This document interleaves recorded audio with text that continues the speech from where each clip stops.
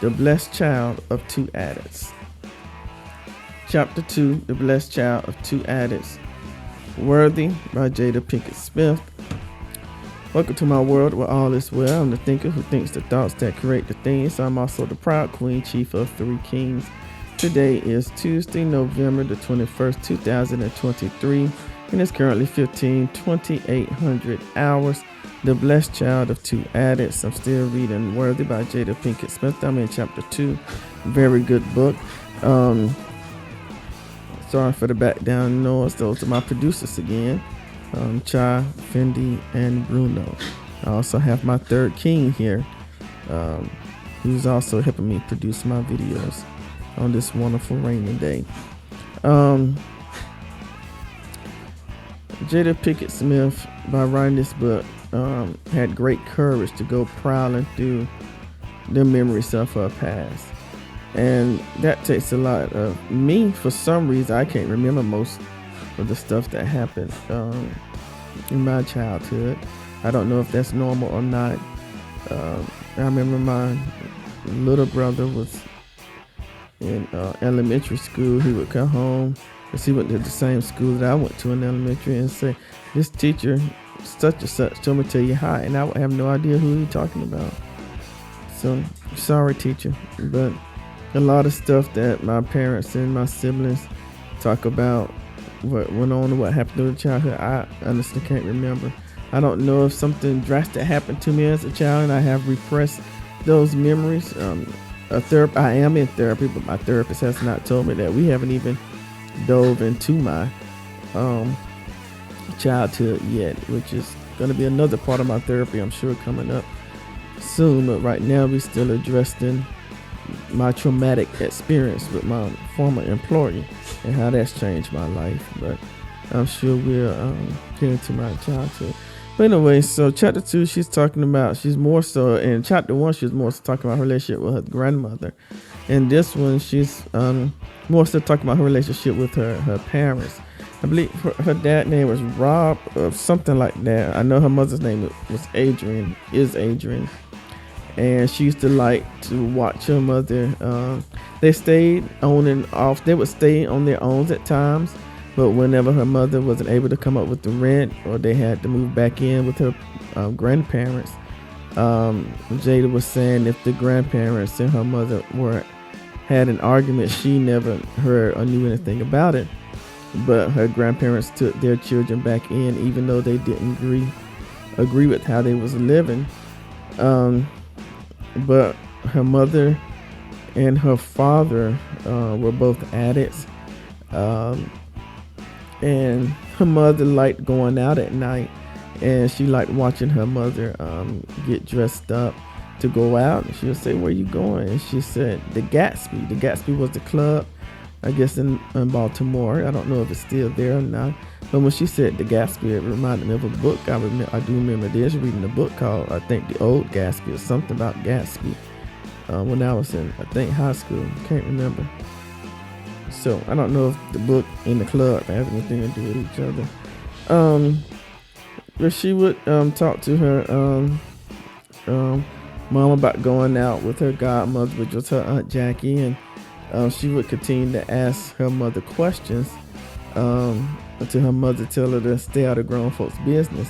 But her relationship with her mother was like more so like a sister and sister relationship, I guess, because her mother had her at such a young age. But she says something in this book, I don't know where it's at in this book I was looking for, that I found interesting. When her mother was getting ready to go out, it didn't bother Jada to the point where Jada thought that, "Mom, you could be spending this time with me instead of going out to the club." But the way her mother allowed Jada into her life was like, "Hey, I'm going out to have fun, and one day when you get old enough, you'll be able to do the same thing." And I thought that was interesting. You know, a lot of parents, I don't recall ever doing this to my children. I really didn't go out much. It was very rare if I did go out. I was going to a friend of mine's birthday or event or something like that. I'm not really into big events. Even before I had social anxiety, really wasn't into a lot of nonsense, but I did enjoy going out there. But now, with my social anxiety, I don't enjoy going out. That's the biggest difference. But now what was I going with that? Good gracious. See, that's what I mean. I can't remember my childhood. I can't remember what I was talking about just now. Y'all pray for me.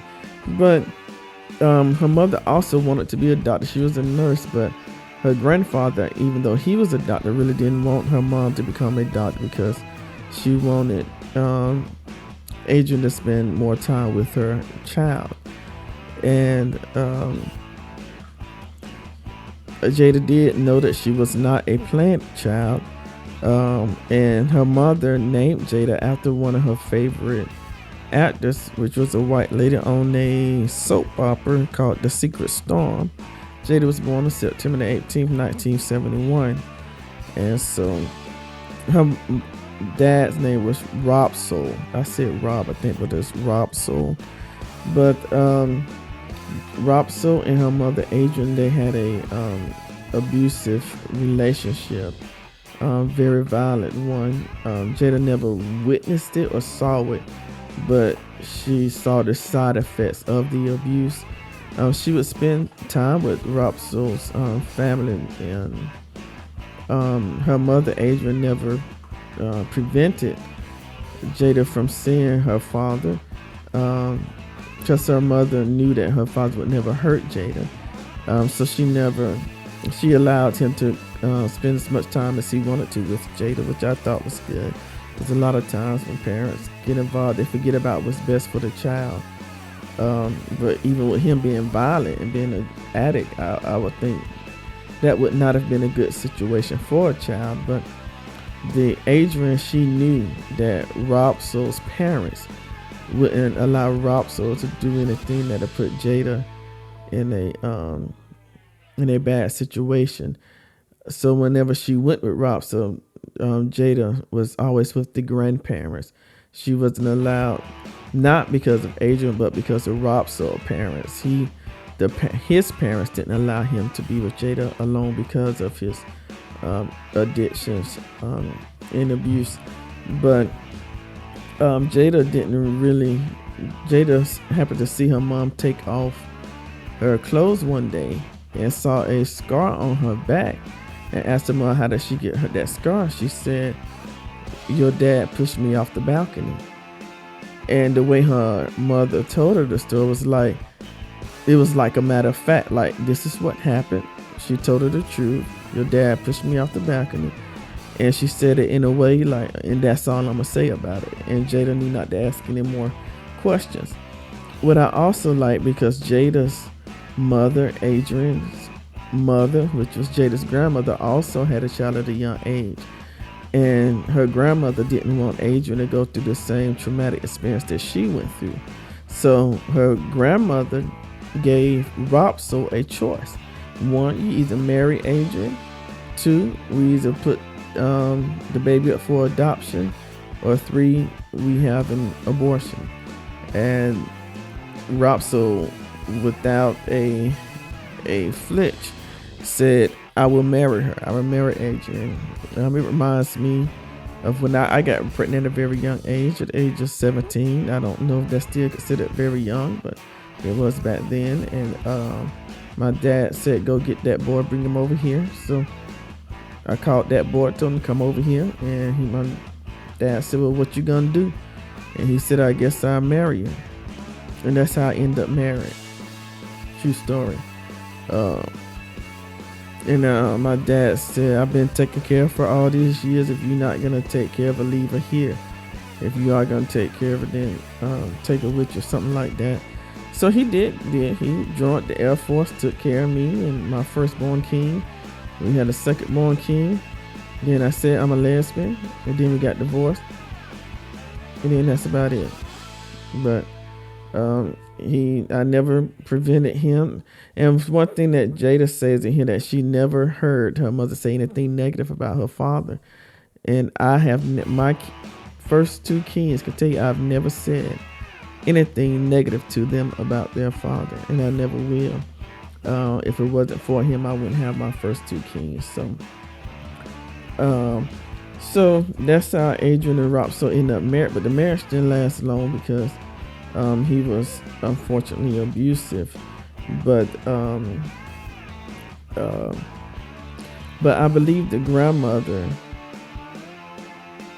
in her eyes, was doing the best thing for Adrian based on what she believed she would have wanted done to her when she got pregnant at a young age, not even knowing what sex was, and her father not wanting nothing to do with her, throw her out. She was homeless, pregnant, in the foster system, ended up living with a white couple, and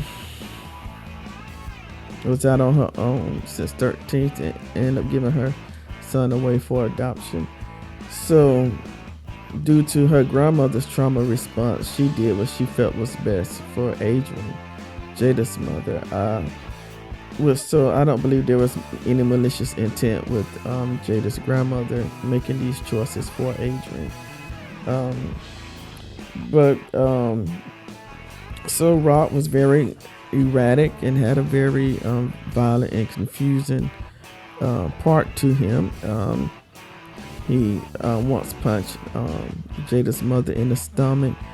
When she finally left, when she put Jada in a room by herself, and Robso followed Adrian into another room, and to distract them, because she knew Robso would never hurt the baby. She told Robso, she said, Jada is in the room by herself, so he stopped being on her to leave and go get Jada, because his thinking process immediately went to the baby. Jada was still a baby, and while he went to the other room to get the baby, because I guess he got fear for that, you leaving a small child in the room by herself, and she was able to run out the house, and then that's when they end up back at grandmother's house. But she was allowed to see her father on a few occasions. He was a poet, and what she liked about him, what she believed why she is the way she is now, because Robson always was in search of a new thought and new answers. He didn't just take what he was seeing. And I believe I'm sort of like that. I'm a thinker. I open most of my videos with I'm the thinker who thinks the thoughts that create the things. Even though I like to believe that I know a lot because I read books, but the one thing I know for sure is that I know nothing. And that's why I think a lot. But he was into alternate realities and sacred geometry, which is something I read in this book. I don't know what that means or what that is. If you know, please leave it in the comments. But he seemed to always, Jada's father seemed to always have a zen-like calmness about him, like a smooth cat whenever he was around her. But Jada said she could sense a look of sadness in him whenever she was around him. And Robso's father was a lawyer. And unlike where Jada grew up in, which is a mostly Jewish neighborhood, there was like one of the only black families in the neighborhood. Her father, where he grew up, it was in a majority black neighborhood. So she liked that part, the black experience. Most of us know what that is growing up in. It wasn't like the hood, it was just a black neighborhood. And what I learned interesting about Jada was I think one of her very first plays she played in was called The Wizard of Oz, and she was, of course, the Wicked Witch of the West. And that's when her grandparents was told by the school that Jada was special, and I guess because of her performance in that play. So I'm glad that her grandparents allowed her to continue in her acting career, because we probably wouldn't know her today if it wasn't. But now Jada's father ended up going into AA, Alcoholics Anonymous, and she was telling the story how Robso's mother, who was Jada's parental grandmother, was an alcoholic as well, but she was a functioning alcoholic. She only drank really on the weekends, and but she didn't consider herself to be an alcoholic, because her grandmother considered an alcoholic to be a person who wasn't responsible, who wasn't able to keep a job or take care of their family. So that's why she would call her son Robso an alcoholic. But anyway, her parental grandmother, one day Robso came knocking on the door, and her grandmother wouldn't let him in. And Robso, her father, was knocking on the door saying, "Mama, let me in. I'm hungry. I need somewhere to sleep. Let me in." And her mom's like, "No, Rob, I'm not going to let you in. You need to go get yourself together. You can't stay here." And he was banging on the door saying, "Mom, let me in. I'm hungry. I need a place to stay." So she saw her grandmama go in the fridge, get a paper bag and put some food in it, and barely opened the front door and dropped the paper bag on the floor. And she said, "Well, at least he'll have something to eat." So she loved her child enough to make sure he was fed. And she also loved him enough to realize if she let him in, that it would be a form of enabling him and he wouldn't get himself together. So, but when her grandmother would get drunk, she was, I guess, in my opinion, was the opposite of Robso. She didn't become violent. She would just begin talking to herself. And sometimes she'll start laughing out loud. And for no reason, and Jada would be like, "Who is she talking to? What is she talking about?" Now Jada's grandfather made her feel very loved. The lawyer, the attorney, he would take her places whenever he went places, but he loved reading, so he would spend most of his time whenever he wasn't at work on the front porch reading books if he wasn't out taking Jada somewhere. And when her grandmother would be drunk talking to herself or something like that, he would just come in the house and say, "Now that's enough now. Stop it." And that's all he would say. And whoever she was talking to or whoever her grandma was upset at, she would stop, because he would be like, "Okay, and I'll let you do all of this foolishness for so long," but he'll be like, "That's enough." And Shirley, her grandmother, would just be quiet. And she went back to talking about her mother, Adrian, and her mom would come in after going out late, being out all night at the club. She would come in and she would be asleep, and she would sleep really late, and Jada was hungry. So Jada would fit so serious, saying, "What if I ate my cereal with some Pepsi instead of milk, since we don't have no milk?" So Pepsi happened to be one of my favorite drinks, so that stood out to me. But she put in chapter 2, a snippet of a poem that her father, Robso Pinkett, wrote. The title of the poem is called "Nobody Gets Out of Life Alive." Nobody gets out of life alive. You can hold on to those world possessions, those things you earn each day, and know the reason you do your due. But know what folks will say. They'll say, "Nowhere was a good one," and mean it from their hearts, no jive. But nobody gets out of life alive. Now you can tell me what you think I mean. I know the score of the game. Make $1 million and go in bed. The end will be the same. But some of us will not listen, and others will say a lie. But nobody gets out of life alive. And Jada also, another thing that she said about her father that I thought was unique, she learned the power of honesty from her father, Robson. One day they was going to the shopping mall, and she said what she liked about him is he never treated her like an incompetent little child. Her father talked to her and treated her like sort of like he was her equal, like she was her own person. But she remembered this moment because that's when he was brutally honest to her and told her, he said, "Look, Jada, your dad is a drug addict and a criminal. I'm a drug addict and a criminal. So therefore I cannot be your father." And she said her action was just like a relieved acceptance. He wasn't telling her anything she didn't already know. But she appreciated and respected his honesty and just had to accept the harsh truth and the reality of it all. So she ends chapter 2 with, "I found God in myself and I loved her. I loved her fiercely. by Zokati Shanaj. I don't know if I'm pronouncing her name correctly, but it's Ntozake. Last name Shange. The name is November Tango Oscar Zulu Apple King Echo. The last name is Sierra Hotel Apple November Golf Echo. Tozaki Shanaj. I found God in myself and I loved her. I loved her fiercely. Yep. God is a black woman.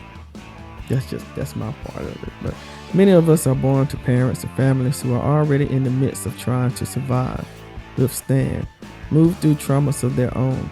Some do so more easily than others, while most of us, as children, are left caught in the storms of our family's dysfunction.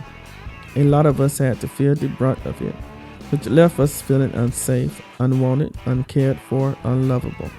For many of the adults in our lives, this was not the intention, but this fact remains. Consequently, this left us with the need to find solutions to remedy painful circumstances. Unfortunately, those same solutions can show up in our adult lives as repeated cycles of the dysfunction we tried to escape in our childhood. It's okay. We must comfort ourselves with the fact that, as children, we did the best we could within circumstances out of our control, which left us to believe we weren't enough. In the process, we were inevitably robbed of some of the most precious aspects of ourselves: our joy, our trust, our innocence. We, in turn, learned to reject those qualities within ourselves. As adults, we no longer have to do that. When we allow the little one within to heal and understand that we are enough to take care of ourselves, we no longer have to demand and be blameful when others don't care for us. We realize through self-care that we are enough to love ourselves thoroughly. I eventually learned to reclaim and honor my vulnerability. One of the ways was to buy stuffed animals and allow the kid in me to enjoy them, cry with them, sleep with them. By reacquainting myself with the tender one within, I learned the power of my vulnerability. Can you find a moment when you began to reject the precious child within yourself? You could take that further and write a list of the parts of yourself you might want to reclaim, that you didn't feel safe enough to embrace as a child. Give yourself the freedom to decide how you would like to express those parts of yourself on your journey to reclaim them. So this is Worthy, Chapter 2, The Blessed Child of Two Addicts.